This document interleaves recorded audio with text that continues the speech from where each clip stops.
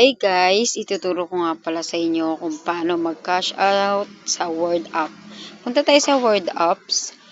Ito na nga pala guys, ang Word App.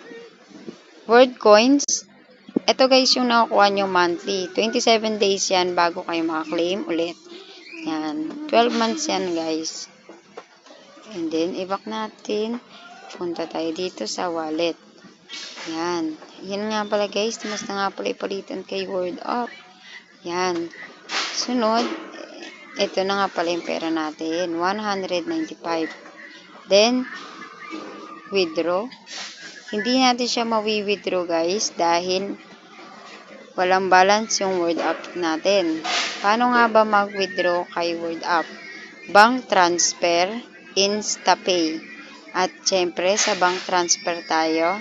And then, imamax natin siya. Kunwari lang guys kasi ayaw niya pag 2. Kailangan 5 yung balance nyo dito. Then, continue nyo guys. Tapos, may lalabas dyan na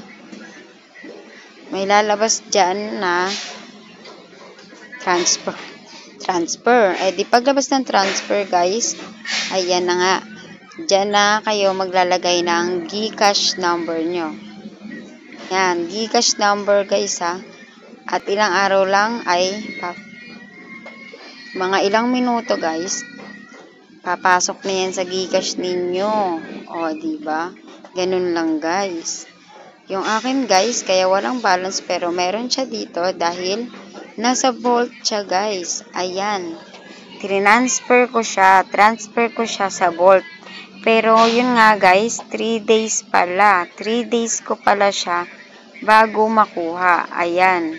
Nagbibilang siya again. At ayan, nakalagay sa baba niya, July 21, 2025, 3:39 PM ako nag-cash out sa kanya. Then yun, 3 days ko siya makukuha. At wala siyang transaction fee. Yan. Nasa vault siya. Kasi, kaya pinasok ko dito guys, kasi nadadagdagan yung pera niya. Ayan. Ito nga pala guys, yung naka-cash out natin yun. Galing sa vault. Matagal ko rin siya pinasok dito sa vault. Kaya tumaas na siya. O, diba guys? Yan lang. Kaya ano pa inaantay nyo? Let's do this. Yan, mag-ano na rin kayo guys. Wala namang mawawala guys kung itatry ninyo, diba?